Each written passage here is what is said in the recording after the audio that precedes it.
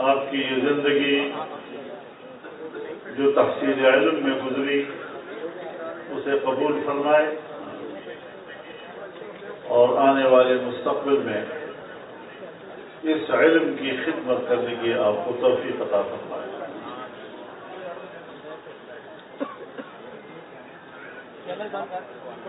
ہمارے استاد ہمیں نصیحت کیا کرتے تھے کہ دورہ حدیث پڑھنے کے بعد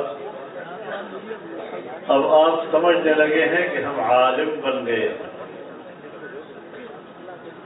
تو وہ فرماتے تھے کہ آپ عالم نہیں بنے، آپ کے اندر عالم بننے کا استعداد پیدا ہو گیا ہے۔ اس کے بعد اگر آپ عالم بننا چاہتے ہیں تو اب آپ بن سکتے ہیں۔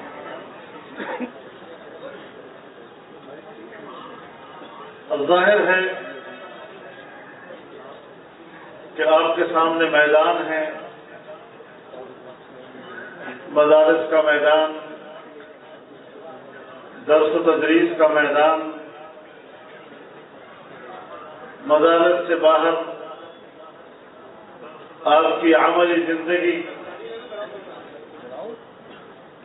جمعیت علماء کے پلیٹ فارم پر جد و جہد کا میدان ہے۔ اور جب ہماری سیاست شرعیہ ہے تو وہ دینی علم کی پختگی کے بغیر اس کا حق ادا نہیں کیا جا سکتا۔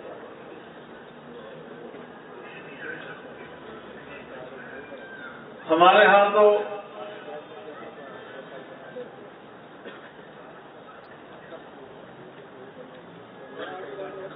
سیاست کو جس طرح متعارف کرایا گیا ہے وہ یہی ہے کہ آپ کسی طریقے سے بھی جھوٹ کے ساتھ، دھوکے کے ساتھ، چالاکی کے ساتھ اقتدار تک پہنچ جائیں، ملکی وسائل تک تمہاری رسائی ہو جائے، جبکہ شریعت کی نظر میں یہ سیاست نہیں، یہ مفادات کی ایک جنگ تو ہو سکتی ہے۔ ہر امیدوار یہ سمجھتا ہے میں اسمبلی کا ممبر بنوں گا تو پھر کون سی وزارت میں زیادہ آمدن کے امکانات ہیں۔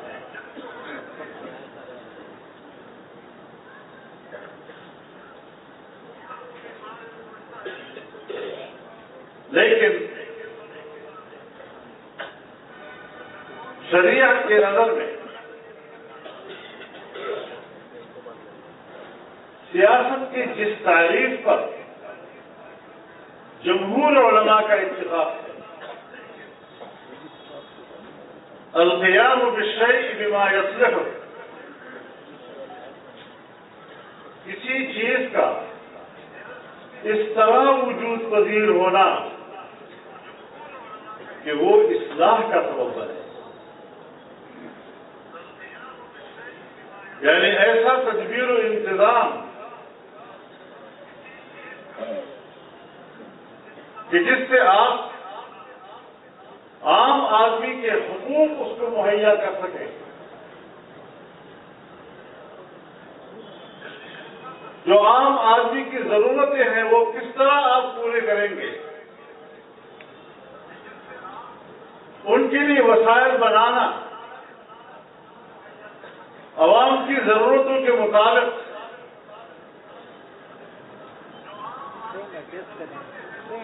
ان کی جانی حقوق، ان کے مالی حقوق، ان کی عزت و آبرو کے حقوق، اس کا تحفظ کرنا، اور جب کسی معاشرے میں انسان کی جان محفوظ ہو جائے، اس کا مال محفوظ ہو جائے، اس کی عزت و آبرو کو تحفظ مل جائے، اور کوئی انسانی حقوق پر ڈاکہ نہ ڈال سکے، اور اگر کسی نے ڈاکہ ڈالا اور کسی کی حق تلفی کی تو پھر آپ کے پاس ایسا نظام ہونا چاہیے کہ آپ اس کے حق کا ازالہ کر سکیں، حق تلفی کا ازالہ کر سکیں۔ اس کو کہتے ہیں امن، جو مملکت کی زندگی میں قرآن کریم کی تعلیمات کے مطابق اور جناب رسول اللہ صلی اللہ علیہ وسلم کی تعلیمات کے مطابق امن جو معاشرے کی ضرورت ہے اور اللہ کی طرف سے ایک نعمت ہے، اگر ہم اللہ کی نعمتوں کی ناشکری نہیں کریں گے تو پھر امن بھی ہوگا اور اطمینان بھی ہوگا۔ ضرب اللہ مثلا قرية كانت آمنة مطمئنة يأتيها رزقها رغدا من كل مكان فكفرت بأنعم الله فأذاقها الله لباس الجوع والخوف بما كانوا يصنعون۔ اب دو چیزیں آ گئی، ایسی آبادی کا تذکرہ کیا اور مثال دی ہے کہ جہاں امن بھی تھا، اطمینان بھی تھا، اور سکون زندگی لوگ گزار رہے تھے، اور پھر وہاں پر معاشی خوشحالی بھی تھی، ہر طرف سے رزق کھچ کھچ کے آ رہا تھا وہاں پر۔ لیکن جب لوگوں نے ناشکری کی، کفران نعمت کیا، تو پھر اللہ نے جو ان کو سزا دی، مزہ چکایا، تو پھر بدامنی کا اور بھوک کا چکایا۔ آج ذرا اپنے وطن کا حال لے لو، اپنے ماحول کا اندازہ لگا لو، کیا ہمارے ملک میں لوگ مطمئن ہیں، امن و امان ہے؟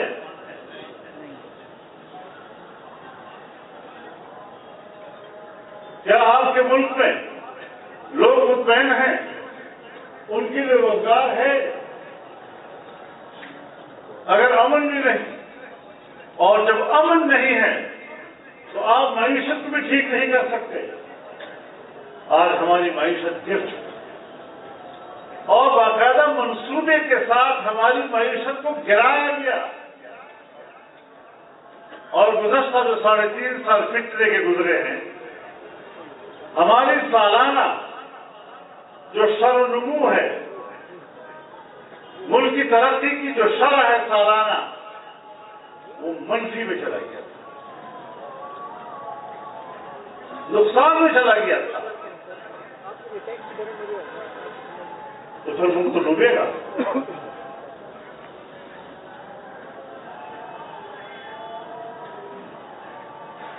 حکومتوں میں پالیسیوں کی بنیاد پر کمزوریاں بھی آتی ہیں، پالیسی میں بہتری بھی آتی ہے، اس کے اپنے اپنے اثرات بھی ہوتے ہیں، لیکن کوئی سیاسی جماعت، کوئی پاکستانی اور کوئی مسلمان سوچ سمجھ کر ملک کو نقصان دینے کے لیے تیار نہیں ہو سکتا، سوائے اس ایک فتنے کے کہ جو ملک کو معاشی لحاظ سے زمین بوس کرنے کے ایجنڈے پر آئے۔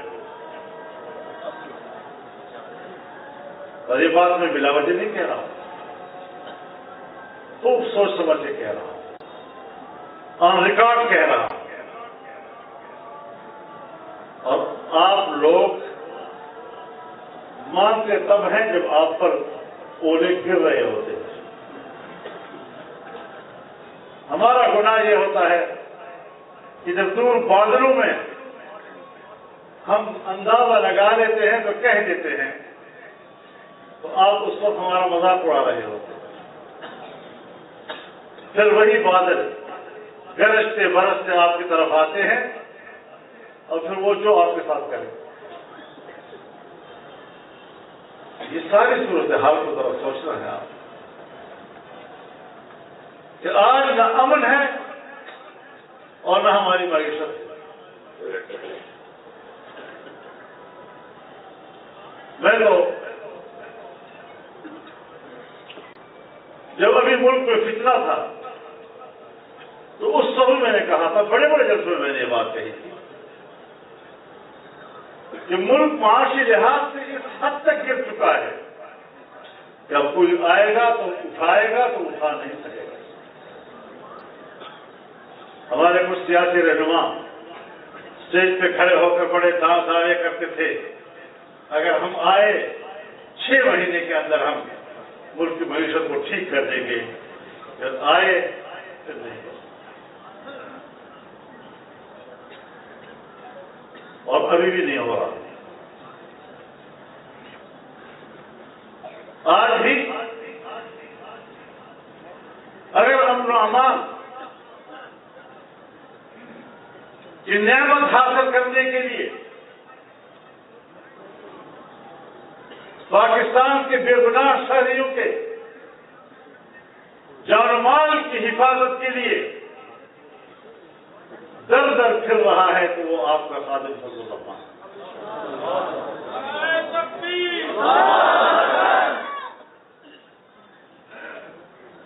ملک کے اندر کے حالات آپ نے دیکھے، اور گزشتہ 1 سال سے افغانستان کے ساتھ جو حالات بنے ہمارے، ہر طرف جذبات کی باتیں ہوتی تھی، جذبات سے فیصلے کیے جاتے تھے۔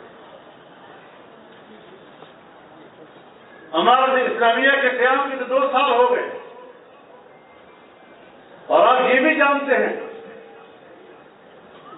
کہ دنیا میں واحد جمعیت علماء اسلام ہے، ایک ایسی تنظیم، ایک ایسی جماعت کہ جس نے جماعتی طور پر، دستی طور پر امارت اسلامیہ کی حمایت کی تھی، اور جب ان کی حکومت کو گرایا گیا تو ہم میدان میں نکلے تھے، ہم نے جلوس اور مظاہرے کیے تھے، ہم جیلوں میں گئے تھے، اور ہمارے کارکن شہید ہوئے تھے۔ ہم نے موقف تبدیل نہیں کیا۔ دنیا نے کہا یہ تو دہشت گردوں کے ساتھ ہیں، جاؤ تم کون ہو دہشت گرد کہنے والے؟ دہشت گرد تم خود کیوں نہیں ہو؟ دہشت گرد آج اسرائیل کیوں نہیں ہے؟ حماس سے لڑو نا، لیکن حماس سے لڑ نہیں سکتے، اور شہری آبادی کو بمباریاں کر رہے ہیں، اور 115 دنوں میں آج تک 25,000 فلسطینی شہید کر دیے گئے، بے گناہ، جس میں 70% بچے اور خواتین۔ اتنے تھوڑے عرصے میں یہ نسل کشی نہیں ہے، یہ جنگی جرم نہیں ہے۔ امریکہ کو یہ احساس نہیں کہ میں پوری دنیا کو اجازت دے رہا ہوں کہ جب چاہے کوئی کسی ملک پہ چڑھ دوڑے اور ان کی عام آبادی کو تحقیق کرے۔ کیا ویسے دنیا کو دے رہے ہیں؟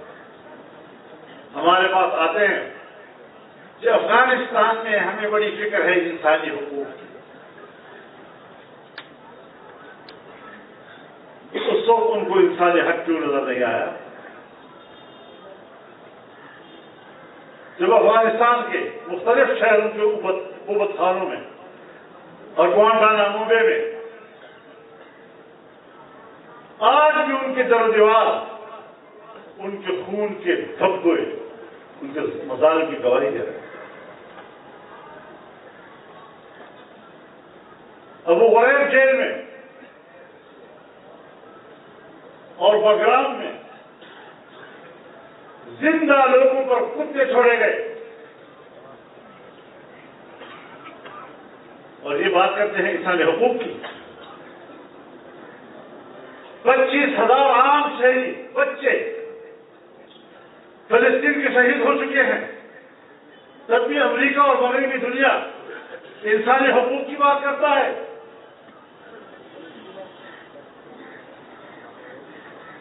عجیب امن کے دعوے دار ہیں، آتے ہیں جنگ کے لیے، بارود برسا رہے ہوتے ہیں، شہروں کے شہر تباہ ہو رہے ہوتے ہیں اور کہتے ہیں امن کے لیے نام زنگیر نہم کافور، الٹا نام رکھتے ہیں۔ خرد کا نام جنو رکھ دیا، جنو کا خرد، جو چاہے آپ کا حسن کرے تو صاف۔ یہ ہے ان کی انسانی حقوق، یہ ہے ان کی جمہوریت۔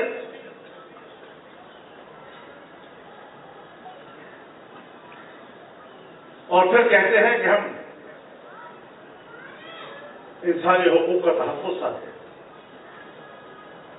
ان کی نظر میں تو حماس بھی دہشت گرد تنظیم، کوئی اس کے قریب جاتا ہے وہ یہ تو دہشت گرد کے پاس آ رہی ہے۔ ساری دنیا سہمی ہوئی کہ ان حالات میں جو کہ جنگ چھڑ چکی ہے فلسطینیوں کی اور صہیونیوں کی، اور امریکی وزیر خارجہ جس دھڑلے کے ساتھ تل ابیب آتا ہے اور کہتا ہے کہ میں ایک امریکی وزیر خارجہ کی حیثیت سے نہیں، میں ایک یہودی کی حیثیت سے آیا، تو پھر یہ جرأت اللہ نے ہمیں عطا کی۔ میں ترکی کے سفر پہ جانا تھا، میں نے منسوخ کر دیا، میں سیدھا قطر گیا اور ان کی قیادت سے ملا اور ان پر واضح کیا کہ میں ایک مسلمان مجاہد کی حیثیت سے آپ کے پاس آیا ہوں۔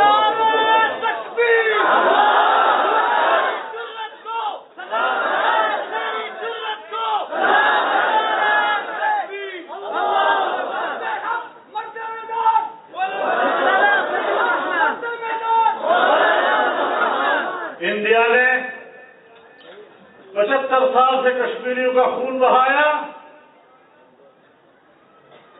بڑے آرام کے ساتھ کشمیر کو انڈیا کے حوالے کر دیا، پھر بھی وہ عوام کے لیے کھڑا ہے، پاکستان کے لیے کھڑا ہے، تو جھوٹ بول جا رہا ہے۔ حالات کی سنگینی کا احساس کریں۔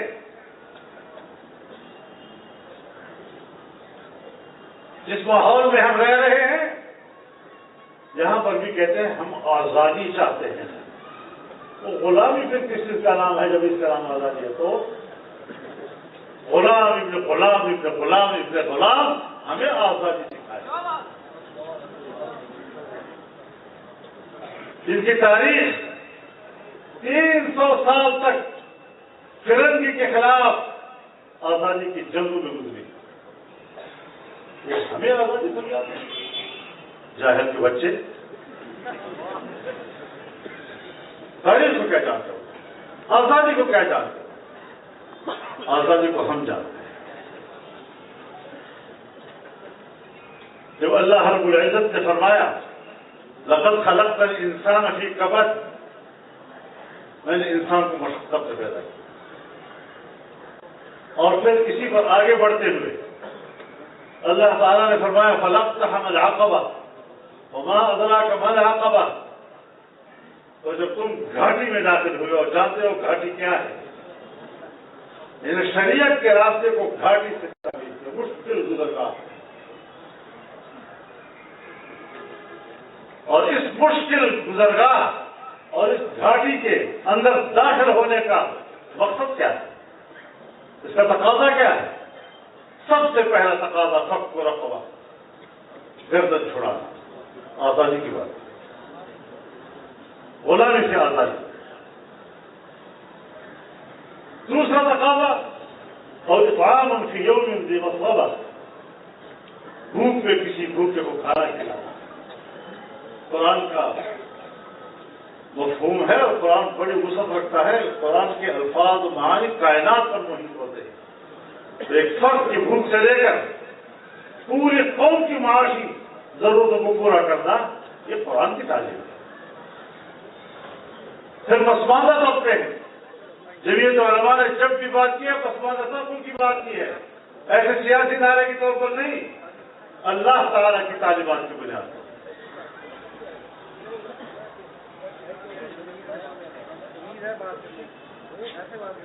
او مسکینا ذا مقربہ او یتیما ذا مقربہ او مسکینا ذا مقربہ. بھیا آپ ہمارے گفتگو میں تو شور مچائیں, اپنا کام کرنے کا شور مچائیں. تو مفلوق الحال تک ان کا ذکر کیا,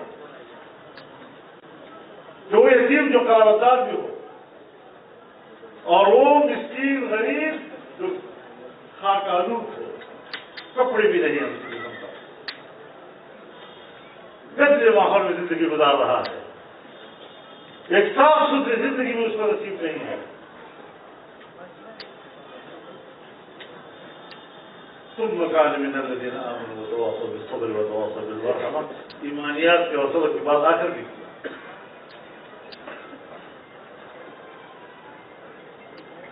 اور جمعیت علماء اگر اس منصور کو اٹھاتی ہے تو یہ آپ کی ان کتابوں کی جو آپ نے آج تک پڑھی ہے ان کا ہی مقصد ہے. کہ مدرسے کی کیا ضرورت ہے؟ یہ مدرسہ آپ کو ملک کا نظام سکھا رہا ہے جس سے آپ محروم ہیں. ہم نے تو اپنے بچوں کو اسکولوں سے منع نہیں کیا, ہم نے تو اپنے بچوں کو کالج سے منع نہیں کیا, یونیورسٹی سے منع نہیں کیا. ہم تو یہ دینی اور عصری علوم کی تقسیم کی ہی قائل نہیں ہیں. لیکن آپ ہیں کہ اپنے بچے کو قرآن حدیث اور فقہ کی تعلیم کے لیے مدرسے بھیجنے کو ہاتھ, تعلیم کی تقسیم آپ نے کیا. اور جب ہمارے علماء نے آپ سے کہا کہ اب تو ہندو بھی نہیں ہے, اب تو انگریز بھی نہیں ہے, آؤ ہم ایک مثال تعلیم قوم کو دیں, تو ہم نے انکار نہیں کیا, ہم تو مطالبہ کر رہے تھے, آپ لوگوں نے انکار کیا اس سے.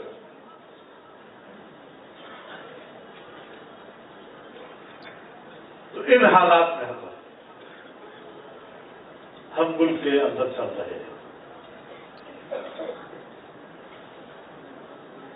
اور جمعیت علماء کی ہمت ہے کہ ناموافق حالات میں بھی ہم کام کرتے ہیں تاکہ آبجیکٹ ہمارا منصوبہ قرآن و سنت کی روشنی میں پہنچے, حکمت و دانائی کے ساتھ پہنچے, لوگوں کو بات سمجھ میں آئے کہ سیاست محض اقتدار تک چالاکی کے ساتھ پہنچنے کا نام نہیں ہے, بلکہ سیاست ایک باقاعدہ منظم منصوبہ بندی کے ساتھ اقتدار تک پہنچنے کا نام ہے. اور آج کل تو مذاق بناتے ہیں لوگوں نے, یہ سر اقتدار کی جنگ لڑ رہے ہیں, مذاق کرتے ہیں. اقتدار کی جنگ مذاق ہے, ہوگا تمہاری جنگ مذاق ہوگا. تم کرسی کے لیے لڑتے ہو, تمہارا کوئی منصور نہیں ہے. ہم لڑ رہے ہیں تو بتا دینا چاہتا ہوں کہ رب العالمین نے اس کا فیصلہ کیا, اور اللہ نے اعلان کیا الیوم اکملت لکم دینکم, آج میں نے تمہارے لیے تمہارا دین مکمل کر دیا. واتممت علیکم نعمتی, اور میں نے اپنی نعمت تم پر تمام کر دی. ورضیت لکم الاسلام دینا, اور اسلام کو بطور نظام حیات کے میں نے تمہارے لیے پسند کر دیا. اب ایک ہے اکمال دین, دین مکمل ہے باعتبار تعلیمات اور احکامات کے, اور ایک ہے اتمام نعمت. نعمت اس دین اسلام اور کامل دین اسلام کی اس نعمت کا اتمام اس صورت میں ہوگا جب اس کا اقتدار بھی ہوگا. فرد کامل اس کا اقتدار ہے, نیچے والے چھوٹے چھوٹے افراد ہیں اس کے, لیکن ہمارے اکابر علماء نے وہ اتممت علیکم نعمتی کو تعبیر کیا ہے دین کامل کے اقتدار سے. لہذا ہمارے جو دین بیزار قسم کے لوگ علم کو ادھر ادھر سے سونگنے والے لوگ, جو علم کے حقائق تک نہیں پہنچ پا رہے انہوں نے مذاق بنا دیا. یہ تو استدلال کی جنگ لڑ رہے ہیں, یہ تو کرسی کی جنگ لڑ رہے ہیں. کرسی کی جنگ آپ کے نزدیک ہو, کرسی کی جنگ لڑ کے تم. ہم اسلام کو اقتدار پر پہنچا کر اتمام نعمت کا پیغام پر پہنچانا چاہتے لوگ. اس نظریے کے ساتھ آپ نے الیکشن میں حصہ لیا. ہم یہ راستہ اختیار کیا ہے. جمہوریت اور پارلیمنٹ یہ تدریجی اصلاحات کا نام ہے, اور جمعیت علماء اس کا حصہ ہے.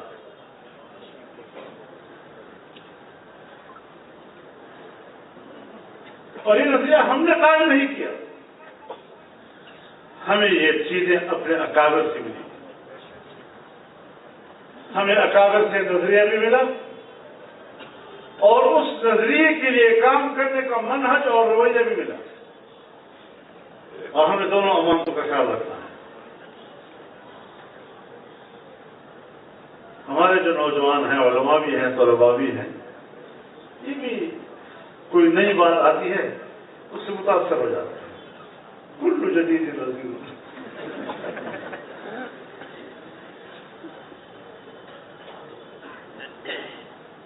یاد رکھیں ہم مقلدین ہیں,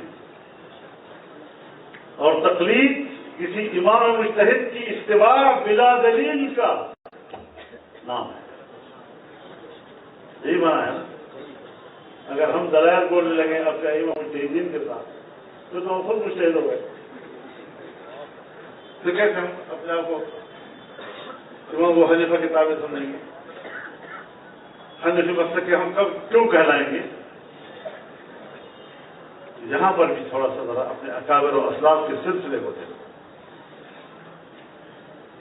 میں جب اسلام کی بات کرتا ہوں, جب اسلامی نظام حکومت کی بات کرتا ہوں, اور جلسے میں کوئی آدمی کھڑا ہو کر مجھ سے سوال کر لے یہ جو تم اسلام کی بات کرتے ہو کہاں سے بول رہے ہو,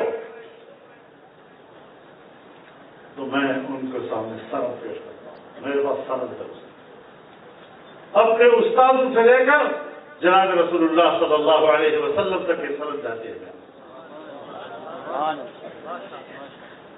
پھر بھی میں دلیل کہتا ہوں اس کے لیے. ہر زمانے کی تعبیرات تبدیل ہوتی. میرے خیال میں جہاں بھی لفظ جمہوریت آیا ہے, مولانا ابوالکلام آزاد نے اگر کوئی اس کی تعبیر کی ہے تو شورائیت کی تعبیر جمہوریت ہے. جہاں پر بھی کوئی لفظ شورا آیا ہے اور جمہوریت سے ہوتا ہے. ہر زمانے کی تعبیرات تبدیل ہوتی ہیں. کسی زمانے میں آپ امام کو خلیفہ بھی کہہ سکتے تھے, پھر زمانہ بدل گیا تو امیر المؤمنین بھی کہہ رہے تھے, تو امیر کا لفظ استعمال ہو رہا تھا, تو امام کا لفظ استعمال ہو رہا تھا. آج کل صدر مملکت کا لفظ استعمال ہوتا ہے, آج کل وزیر اعظم کا لفظ استعمال ہوتا ہے. تو یہ الفاظ متعدد ہیں, الفاظ مختلف ہیں مدلول واحد کے لیے. مدلول ایک ہی ہوتا ہے, طریقے مختلف, اور یہی جہاد ہے. ہم نے جہاد کے معنی میں تبدیل کر دیا, اس کو خاص کر دیا ہے بندوق کے ساتھ.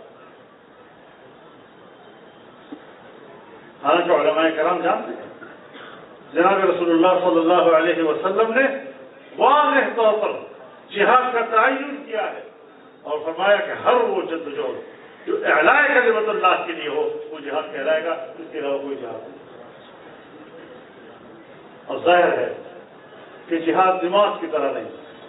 نماز کا نہ وقت تبدیل ہوتا ہے نہ طریقہ تبدیل ہوتا ہے. روزے کا نہ وقت تبدیل ہوتا ہے نہ طریقہ تبدیل ہوتا ہے. حج کا نہ وقت تبدیل ہوتا ہے نہ طریقہ تبدیل ہوتا ہے. لیکن جنگ اگر درپیش ہو جائے تو ہر جنگ کے اپنی ہی کچھ حملے ہوتی ہے تو طریقہ ہوتا ہے. شہر کے اندر سے لڑنا ہے, باہر سے لڑنا ہے, ہمیں تلوار سے لڑنا ہے, ہمیں زبان سے لڑنا ہے, کس حکمت سے ہمیں لڑنا ہے وہ فیصلہ لوگوں نے کرنا ہوتا ہے, اس وقت کے لوگوں نے کرنا ہوتا ہے. اب ایک اسلامی ملک ہے, بندوق کی سیاست یہ ہمارے اکابر کا طریقہ نہیں رہا, آئین بنا ہے. آئین میں واضح کیا کہ حاکمیت اعلیٰ اللہ رب العالمین کی ہوگی۔ آئین نے واضح کیا کہ اسلام پاکستان کا مملکتی مذہب ہوگا۔ آئین نے واضح کیا کہ ہر قانون سازی قرآن و سنت کے تابع ہوگی، اور آئین نے واضح کیا کہ قرآن و سنت کے منافق کوئی قانون نہیں بنے گا۔ اب کسی کو اسلام کہتے ہیں، اب عمل نہیں ہے، عمل نہیں، تو ہمیں اس کے اندر جانا چاہیے تاکہ اس کو عملی شکل دے سکے۔ اب جب ایک شخص مسلمان ہو اور شریعت پہ عمل نہ کرے تو گناہگار کہلائے گا، کافر تو نہیں کہلائے گا۔ اور اگر کوئی شخص کہتا ہے کہ گناہ کا مرتکب کافر ہے تو وہ تو خارجی ہے، وہ تو اہل سنت والجماعت سے تعلق ہی نہیں ہے۔ اور پھر ایک مومن کو کافر کہہ دینے سے کیا آدمی خود کافر نہیں ہو جاتا؟ پھر ایک مسلمان کا خون اپنے لیے حلال سمجھ لینا، اس سے کافر نہیں ہوتا۔ اگر ایک شخص شراب پیتا ہے یہ سمجھتے ہوئے کہ میں گناہ کر رہا ہوں، حرام ہے اور میں گناہ کر رہا ہوں، یہ کافر نہیں ہوتا۔ لیکن اگر وہ شراب پیتا ہے اس خیال سے کہ یہ حلال ہے، یہ حرام کی بات ہے، تو ملاؤں کی باتیں ہیں، اس سے وہ کافر ہے۔ زنا کرتا ہے لیکن اس کو پتا ہے کہ حرام کام ہے جو میں کر رہا ہوں، اس سے کافر نہیں ہوتا۔ تو بھی اگر راستہ کھلا ہے اس کے لیے۔ اور اگر ایک شخص کہتا ہے کہ میں جو کچھ کر رہا ہوں وہ میرے لیے جائز ہے، اور ہمارے مغربی دنیا میں جن لوگوں نے اس قسم کی حرکتیں کی ہیں وہ کہتے ہیں ہمارے ملک میں الاؤ ہے، حرام نہیں ہے ہمارے ملک، تمہارے ملک میں حرام نہیں، شریعت میں حرام ہے، اور تم مسلمان ہو کر مانگو۔ چوری کرتا ہے یہ احساس کے ساتھ کہ میں گناہ کر رہا ہوں، لیکن اگر وہ چوری کرتا ہے اس خیال سے کہ میرے لیے حلال ہے، تو اگر ایک حرام کو آپ اپنے لیے حلال سمجھتے ہیں، آپ نے قتل کیا تو یہ سمجھتے ہوئے کہ میں نے گناہ کیا ہے، تو سر آپ کافر نہیں۔ اور اگر آپ نے کہا کہ میں بالکل میرے لیے جائز ہے، میں جب چاہوں کسی کو قتل کروں، تو خون حلال کرنا اپنے لیے، اور پھر پہلے سے مقدمہ بھی لگا دیتے ہیں۔ یہ تو چونکہ جمہوریت کی وجہ سے کافر ہو چکے ہیں، ہمارے پاس گیلا بہانے میں طریقے سے ظاہر تمہاری نظر میں حضرت شیخ الہند بھی کافر، تمہاری نظر میں حسین احمد مدنی بھی کافر، تمہاری نظر میں رشید احمد گنگوہی بھی کافر، تمہاری نظر میں مفتی کفایت اللہ بھی کافر، تمہاری نظر میں مفتی محمود بھی کافر، تمہاری نظر میں عبداللہ درخواسی بھی کافر، احمد اللہ لاہوری بھی کافر۔ رہا کیا؟ تو جہالت والی باتیں ہمارے نوجوانوں کو نہ سمجھایا کریں۔ ہم مقلد ہیں، ہم اپنے اسلاف و اکابر کو جانتے ہیں، ہم ان کے علمی مقام کو جانتے ہیں، ان کے کردار کو جانتے ہیں، ان کے تقویٰ کو جانتے ہیں، اس لیے اپنے اکابر کے مشن پہ چلتے ہیں۔ اور جہاں تک ہمارے الیکشنوں میں عوام کی خدمت کی باتیں کی جاتی ہیں، یہ بھی کوئی سیاستدان اگر کرتا ہے تو ووٹ کی حد تک کرتا ہے، اگر وہ ووٹ نہیں کرتا اسے کوئی پبلک کے مسائل سے دلچسپی نہیں ہوا کرتی۔ لیکن شریعت اسلامیہ ہمیں ہر حال میں کہتا ہے کہ کسی کی مشکل میں اسے کام ہو، کسی کی ضرورت ہو تو اسے پورا کر دیا۔ ایک حدیث میں آتا ہے ان للہ خلقا خلقهم لحوائج الناس يصلح الناس إليهم بحوائجهم هم الآمنون يوم القيامة۔ بے شک اللہ کے لیے ایک ایسی مخلوق بھی ہے دنیا میں جس نے لوگوں کی ضرورتوں کو پورا کرنے کے لیے اللہ نے بلایا، اور لوگ اپنی ضرورتیں ان کی طرف لپکتے ہیں، ان کی طرف، اور پھر جو وہ لوگوں کی ضرورت کو پورا کرتا ہے، مشکل کو پورا کرتا ہے، مشکل میں اسے کام آتا ہے، تو رسول اللہ صلی اللہ علیہ وسلم فرماتے ہیں کہ یہ وہ لوگ ہیں جو قیامت کے روز اللہ سے محفوظ ہیں۔ کرو اچھا کام، لیکن اس عقیدے کی بنیاد پر کرو نا، دین اسلام کی تعلیمات کی بنیاد پر کرو۔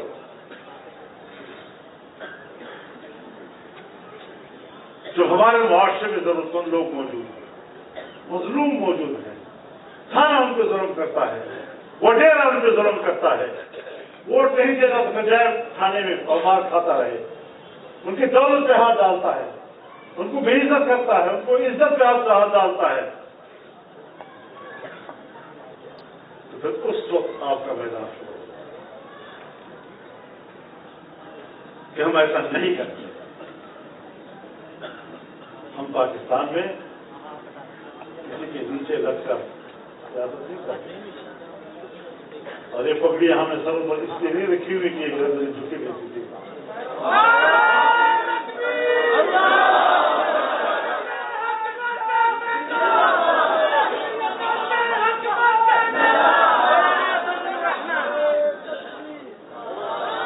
ہمارا کام ہے کوشش کرنا، محنت۔ ہمارے نتائج کے بارے میں اللہ ہم سے نہیں پوچھے گا تم نے اسلام ملک میں نافذ کیا یا نہیں کیا، لیکن یہ تو پوچھے گا کہ اسلام کے لیے محنت کی یا نہیں، تم نے غریب کو راحت مہیا کر لی یا نہیں کر لی، لیکن غریب کی مشکل میں آپ کے ساتھ دیا یا نہیں دیا، یہ تو پوچھے گا۔ آپ دیکھ رہے تھے آنکھوں سے، آپ کے اندر استطاعت تھی کہ آپ ان کی خدمت کریں، مدد کریں۔ اس جذبے اور اس منشور کے ساتھ کام کرو نا، تو ہمارے ملک کی سیاست پر جس جاگیرداری اور جس سرمایہ داری کا قبضہ ہے، عام آدمی اس کو اس لیے ووٹ نہیں دے رہا کہ ان کی نظر میں کوئی وہ اچھا آدمی ہے، ان کے ظلم سے نظر کا ووٹ دیتا ہے۔ اور علماء نے اور جمعیت علماء کے لوگوں نے ابھی تک لوگوں کو اعتماد نہیں دلایا کہ بھئی آپ مت ڈرے، ہم آپ کے ساتھ کھڑے ہیں۔ اس کے لیے محنت جاری رکھنی ہے، آگے بڑھنا ہے انشاءاللہ، اور عام آدمی کو اعتماد دے کہ ہماری سیاست وہ شرعی سیاست ہے، قرآن و سنت سے اخذ کیا ہوا اور جمعیت علماء اسلام کے منشور کا ایک ایک دفعہ وہ قرآن و سنت سے لیا گیا ہے۔ اسلامی نظریاتی کونسل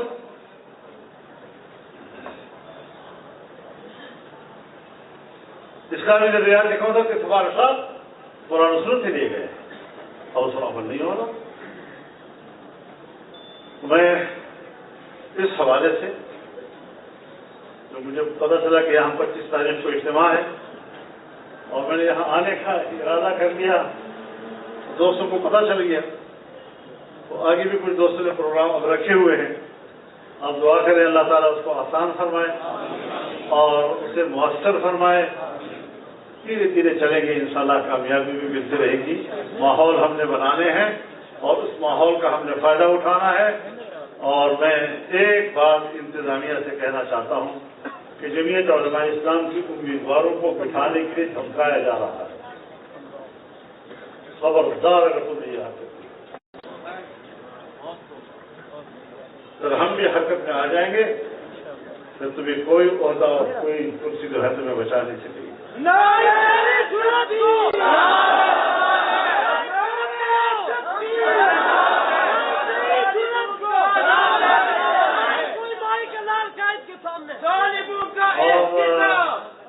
اور اگر ہماری طاقت کا کسی کو پتہ نہیں ہے تو ذرا فکر سے جا کر پوچھنے پہ کیا حرکت کرتے ہیں۔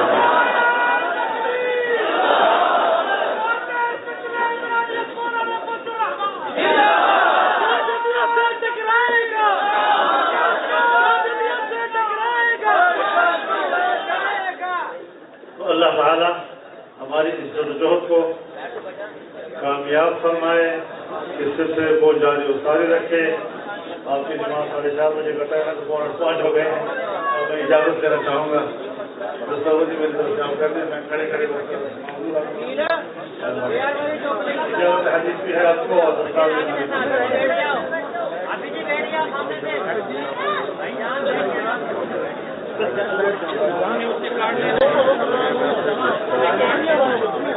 کارڈ